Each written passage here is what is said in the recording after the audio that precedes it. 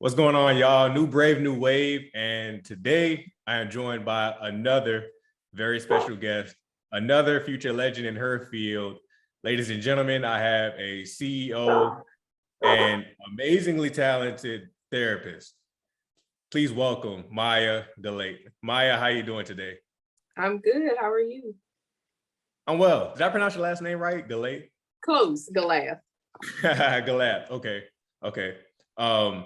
So Maya, first and foremost, again, the reason I started this platform was to highlight and celebrate young professionals in every endeavor who I feel like are, the future of their respective industries. And I've been keeping up with your content, keeping up with the work that you've been doing in the community. Even like checked out your TED Talk. That was super dope to see someone in my age group just up there speaking so well and speaking on a topic that is very, very important in our community. And you killed it. So right here, right now, I just wanted to let you know face to face, thank you, and give you your flowers early and let you know that you are absolutely an inspiration and motivation to not only everybody coming behind you, but to your peers as well. So thank you so much for everything that you do and everything that you will continue to do. Yeah, thank you. I appreciate it. Anytime. So to start things off, we always want to go back to the beginning, right? Mm-hmm. So take us back and tell us a little bit about your upbringing, right? Your origins and what ultimately led you down the path to becoming a therapist. Yes. So born and raised in New Orleans, went to school at UNO. So got a bachelor's in psychology and then went right back, same school, and got my master's in counseling education. So actually, let me back up because I actually started UNO as a pre-dentistry major. So I just knew like all throughout high school, because I just have a thing for like teeth, and I still do. Like I just like when people have really nice teeth. And so I was like, I want to be an orthodontist. Like I want everybody to have like a really nice smile, right? And so went to school to be pre-dentistry. I took a psychology class as an elective my freshman year. So very first semester, and I was like, yeah, this is it. I'm in the wrong field. This is what I want to do. And that's kind of the story. Like, I think some people expect me to have like this really like maybe a traumatic moment that happened personally for me or something like that really led me to the field. And I don't. It's really that I just enjoyed the subject matter. I enjoyed learning about it. And I think it still kind of connects to what I originally wanted to do. So like I said, I wanted to be an orthodontist because my whole thing was like, I want people to have like nice smiles and feel confident, feel good about themselves. So when you think about it, I'm still doing that, just in a different way. Nice. What part of New Orleans are you from? The East, St. Mary's girl. Me too. That's crazy. Yeah, grew up in New Orleans East off of Reed and Galathe. I don't know if you know what that is. So I'm Morrison between Reed and Crowder is where I grew up. Okay. Yeah, I know exactly where you're from. Mm-hmm. Dang, go ahead. I didn't know that.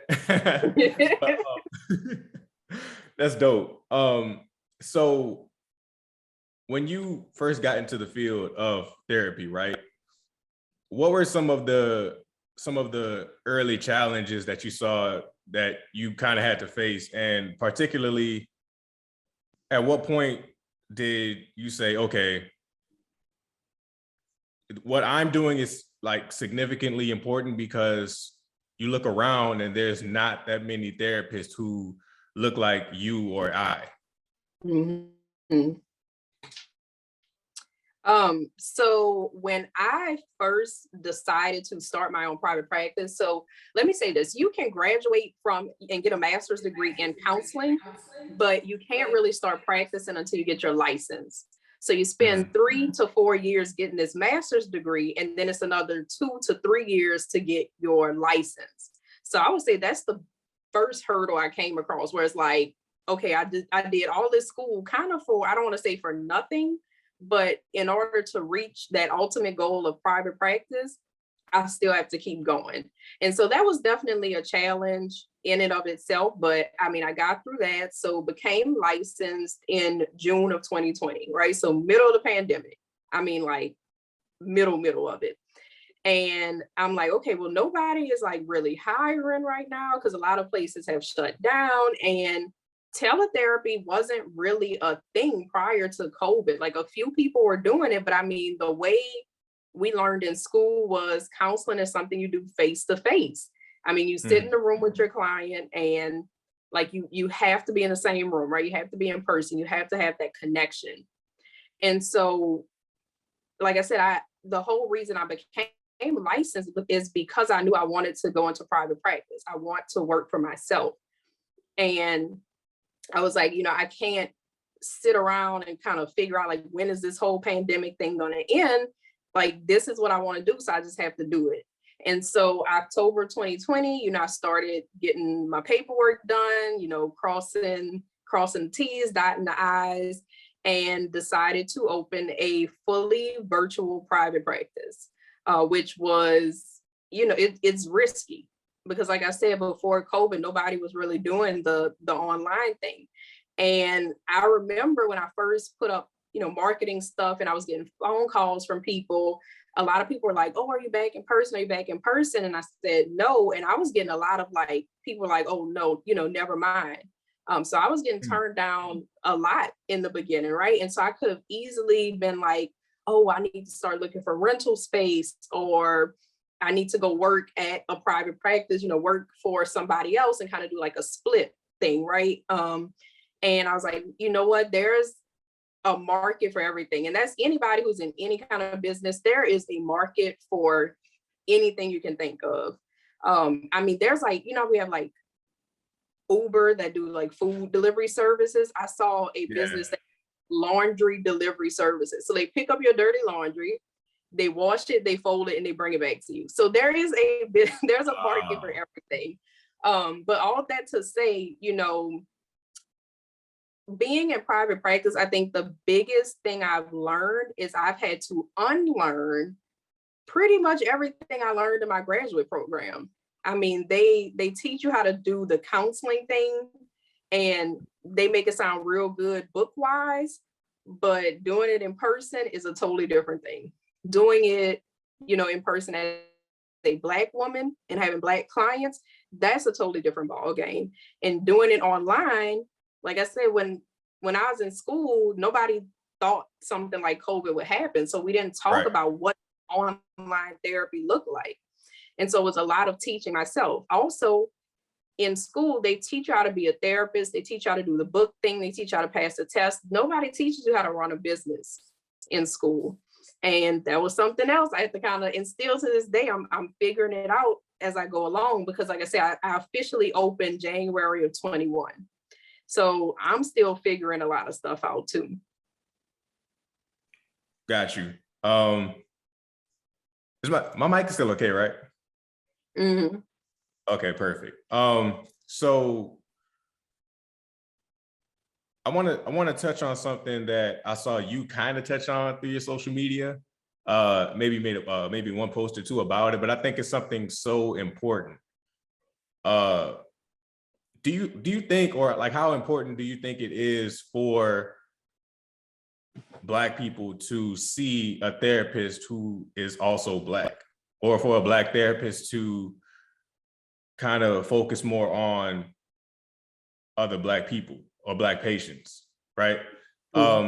Because it's not coming from a place of like, again, like, I prefer this over that. A lot of times it's coming from a place of, people outside of our race can't really relate to the type of things and the type of trauma that we go through on a day-to-day, like they just can't.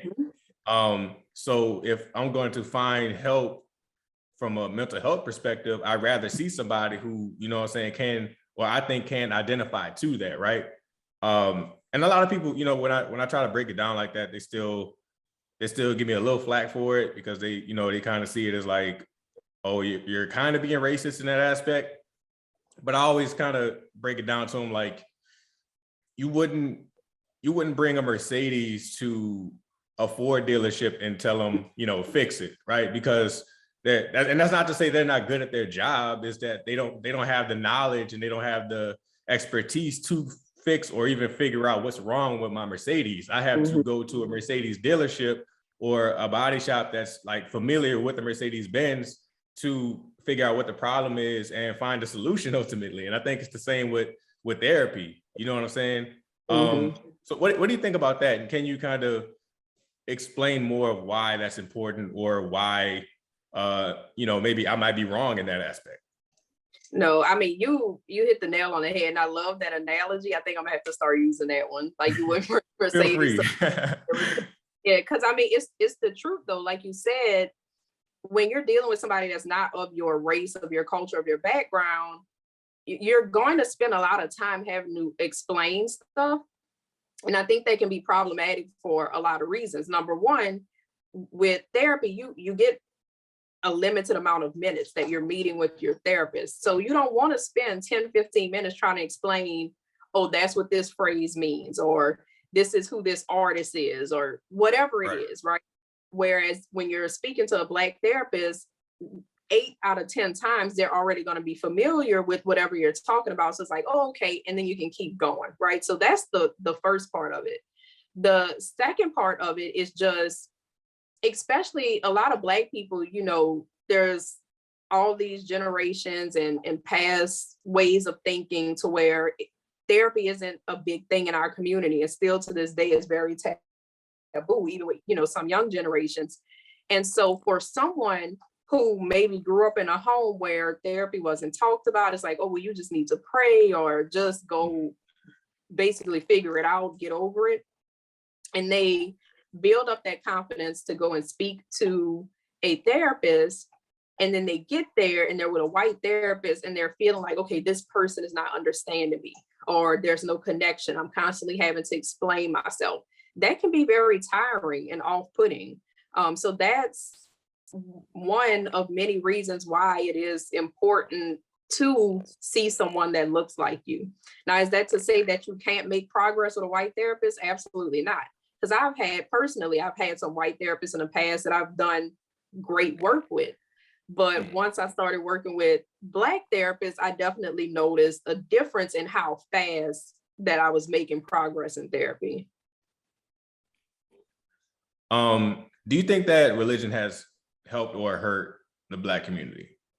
Right. And I ask that question because with our generation, I think now we're starting to pick up on a lot of hypocrisy, a lot of just a lot of trial and error as well, as far as like, maybe the older generation saying, oh, you don't need to pay a therapist. All your answers are in the Bible. All you gotta do is pray.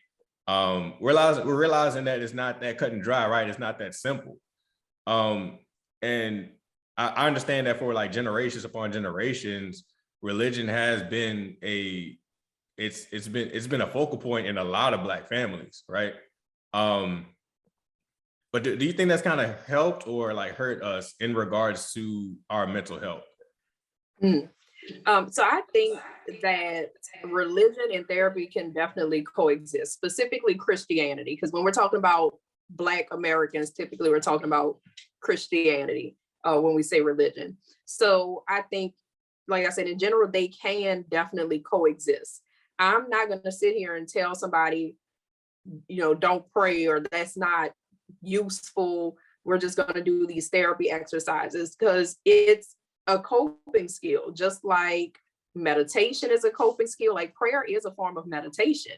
Going to church and just hearing like worship music. A lot of people talk about how music is very therapeutic for them. And usually they're referring to quote unquote secular music, right? Or pop music. But the same can be said for somebody who goes to church and they really enjoy the worship music. So I wouldn't say that it's helped or hurt. I just think that it shouldn't be used or spoken of as a replacement for therapy. They can definitely coexist in the same place. Well said. I love that answer too, by the way.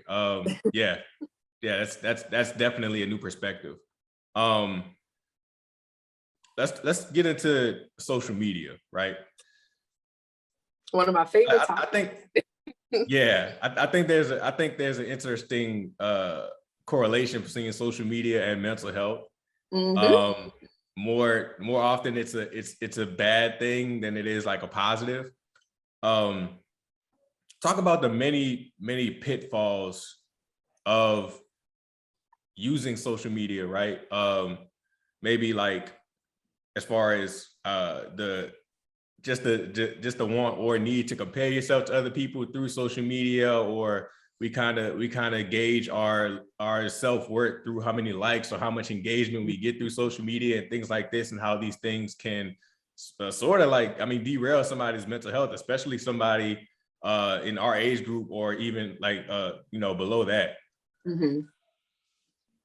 So I'm not going to sit here, just the same thing with the religion conversation. I'm not going to sit here and tell anybody social media is awful, it's this bad thing, you shouldn't be on it. Because truth be told, social media is not going anywhere. It's not. So Right, yeah. It's up to us as human beings to learn how to incorporate it into our life in a healthy way. Going back to COVID, right? Look how many people were able to start or run businesses, thriving businesses, only through social media. So it is a really great tool. You're able to connect with people all across the country. You're able to connect with maybe friends or classmates you haven't seen in a long time. So you can follow therapists, right? And get some kind of like helpful hints and tips and stuff that maybe if you're not in a position to pay for a therapist at the time, that could be better than nothing. So social media is definitely a good thing. It can be a good thing, but it can also be a very bad thing, just depending on how you're using it. Mm-hmm. I think something that's important for people to realize when it comes to social media and using social media, all of us have different bandwidths. And when I say bandwidth, I'm not talking about your internet, I'm talking about you, like your capacity for things. Somebody may be able to log on to social media, see 10 negative comments or all these different influencers, and they're like, oh, well, this is great, good for them, this is really an inspiration. Or they might read those negative comments and be like, I'm just not gonna let this ruin my day, it's cool, I'm gonna keep on going. Whereas somebody else might log on there and see 2 negative comments, and they will carry that with them, and it'll really put a damper on their day. So the first part is realizing your bandwidth and your capacity. If you find that following all these influencers, you think you're doing it because you want to be inspired, or you want to have something to look forward to, or use as inspiration, kind of like a vision board. But if you find that you're not really being inspired and motivated, but what you are doing is comparing yourself and constantly downing yourself and feeling like, oh, I'm not doing enough, or why do they have this and I don't have this, then it's time to rethink who you're following. Those may not be the best accounts for you. So it's important that we do social media cleanups. And so I always tell people, like, scroll for 5 or 10 minutes and then get off and really do a survey of how you feel and the thoughts that you're having, like, immediately after you get off. And if it's not positive thoughts, if it's not thoughts that allow you to continue on with your day, but you're sitting there and you're like ruminating and you're stuck and you keep going back to what you saw, and you're not able to move past it, then that means you need to go unfollow some of those accounts. Because as social media, like I said, as it becomes more and more just a part of everyday life and ingrained in what we do, there are a lot of people who get paid a lot of money for to figure out those algorithms and those ads that pop up. So none of that is accidental.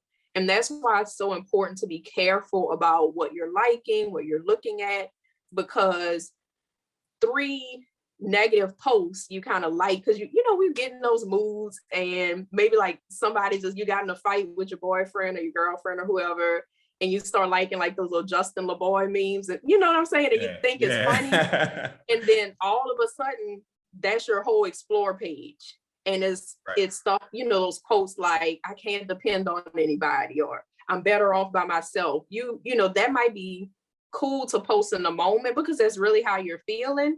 But like I said, after you like a couple of those posts, now that's going to be your whole timeline. Like I said, that algorithm, like, these people know what they're doing.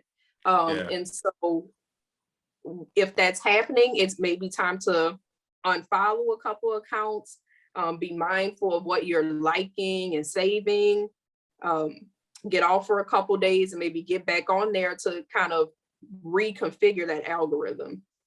So yeah, the algorithm, again, if you're not careful, like just one post that you like or share from something that you're just feeling in the moment, just like you said, right?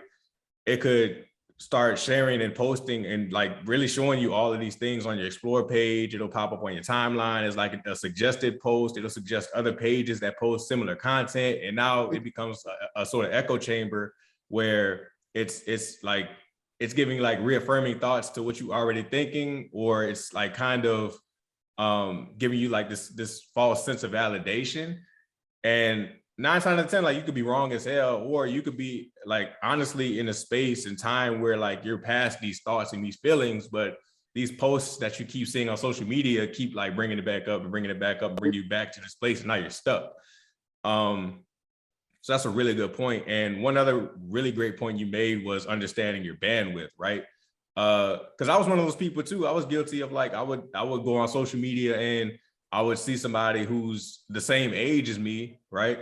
Who wants to do the same things as me, and they're actually doing these things. And or like it could be like it could be all a show, right? Because we don't know these people's reality. It could be all a show. And you know what I'm saying? I'm seeing like they driving a Lamborghini around Miami, and you know what I'm saying? I'm still stuck at home or what have you. And now I'm feeling some type of way, because naturally, like we tend to compare ourselves to this person. And now we start to like get down on ourselves.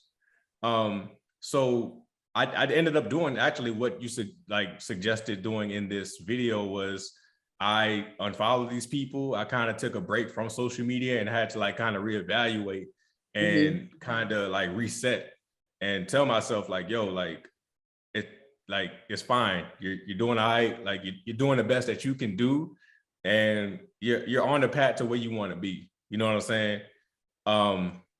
So that was a really, really great point. Really well said. Which leads me to your TED Talk, The Mask of Anxiety. Tell us a little bit more about that, or kind of expound on what the mask of anxiety is. Yeah, so it's actually The Mask of Resilience is the title of it. Yeah, I'm sorry. I apologize. The Mask of Resilience, that's it. So I'll go back to kind of how I started, or something I said earlier in the conversation about how school never really taught me how to run a business. And so being an entrepreneur, working for myself, like everything I'm learning it as I go along. And I'm sure a lot of people can attest to this and have the same thoughts. A lot of what you first kind of hear or introduced to about being an entrepreneur comes from social media. And on social media, and not just social media, but I mean, I'm surrounded by a lot of people who have like thriving 6-figure, $1 million businesses. And so having conversations with them coupled with being on social media, basically the message that's put out there, and not just about running a business, but kind of in general, whether you are running a business, you're in school, whether you're a mom, a dad, whatever it is you're doing, there's this message of, oh, you gotta grind, right? Work hard. We don't get no sleep. You sleep when you're dead. All this stuff. And I was like, am I the crazy person? Because I don't agree with any of this. Like the thought of, or the phrase sleep when I'm dead. I mean, what's the point of me working myself to an early grave if I cannot enjoy what I'm working for? And so to me, this whole concept of this grind culture, as it's called, is ridiculous.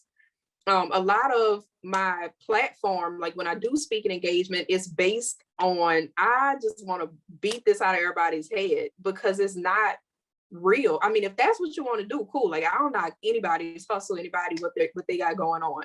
But for me personally, and I'm sure a lot of people can agree, I don't want to just work and not be able to enjoy life. Funny enough, I'm texting somebody as we're doing this, and I said something about like this new opportunity came about for me, because in addition to being a counselor, I also really like going to the gym. and training people. And so I had this opportunity come about with that side of things. So I had this new opportunity come about, and I was basically venting to this person about like, oh, it's really great, but how am I going to fit this into my schedule? And he made the comment of, oh, well, you have to, something about like you have to work hard or maybe do things you don't want to do to get what you want. And I was like, oh, I totally understand that. But what I want is a life of leisure. So that is like one of my mantras. I want to live, or I am living, because we want our affirmations to be present tense. So I am living a life of leisure. That's what I want. That's what I'm gonna get. I'm not working myself to an early grave. And then this person's response was, well, doesn't leisure have to be earned? I said, no, who taught you that? Like, this is a message that society has sent you. Who told you that you have to work in order to rest? Like, listen to how that sounds. And so going back, because I'm getting a little bit off topic. So going back to the TED Talk, that was kind of my whole inspiration for it. And what I think is problematic about this whole grind culture, or you have to work before you can rest way of thinking, is that is what causes a lot of people to hide their true emotions or feelings and thoughts. And that is why we see all this stuff on TV of, oh, all of a sudden this person died by suicide. Well, we didn't know anything was happening. Or this person, committed a crime or harmed themselves or harmed somebody else, or, all of this. Oh my goodness, where is this coming from? I can't believe this happened. Well, that's because the signs we would have seen, society has caused this person to feel like they have to hide it. We're not allowed to feel like we're weak, right? You can't say, oh, I need help, or that means you're weak. Or you can't say, I don't feel like working a 12-hour day today. Oh, well, you must don't want your business to succeed. Like, this is basically the messages we send people. And so we put on this mask of resilience, right? So we feel like, okay, well, I'm gonna just put on my happy face, or I'm gonna keep on going and not let anybody know what's really wrong. And that's when all this detrimental stuff happens. That's when your mental health starts to, not just your mental health, but your physical health as well. But your mental health starts to kind of fail you in these moments, because we as a society, over the years of generations, we have created these messages of, you have to keep going. Nobody cares. Like, we don't want to hear about your feelings. We don't want, like, it's not normal to be vulnerable, which none of that is true, because as a human being, we have emotions, and it's okay to have emotions. There's no such thing as negative and positive emotions. At least that's what I tell my clients. I don't believe in negative and positive emotions. I believe in, we are human beings and we come equipped with a whole bunch of different kind of emotions, but we want to label stuff like sadness or anger or jealousy. We want to say those are bad. And those are the ones that people tend to not talk about. But what do we think that's doing when we're feeling these things and we're not even comfortable to actually admit it, not just to other people, but to ourselves? And so again, that's kind of the whole basis of this mask of resilience. And my whole mission in life, honestly, is for people to stop thinking that way. Stop thinking that you have to work yourself to death. Stop thinking that you can't be vulnerable or ask for help. Stop thinking that if you show sadness or anger, it means you're weak. That is not at all the case. I love that. I fully encourage you to keep that message going, because that's something I've also had to sit a lot of people down, mainly males, sit them down and have that conversation with. Because for some reason, like you said, we feel like, okay, if you're not doing this, if you're not like grinding your ass off, if you go to sleep a certain time of night, then you losing. You that's a dub. You're not doing enough. You're not taking life seriously. And it's like, no, it's not any of these things. And again, like, just to kind of bring it back to the social media thing just for a little bit, it's like, you see that on social media and YouTube, especially now with like the whole, I call it a movement, but it's a little less than a movement, but I mean, it's worth mentioning, the whole like manosphere thing, where it's like, oh, this is what it takes to be an alpha male. Like, oh, if you don't do this, that, and the third, then you're a beta male and all this other stuff. And it's like, it's toxic. It's really toxic. I remember when I was an amateur boxer, right?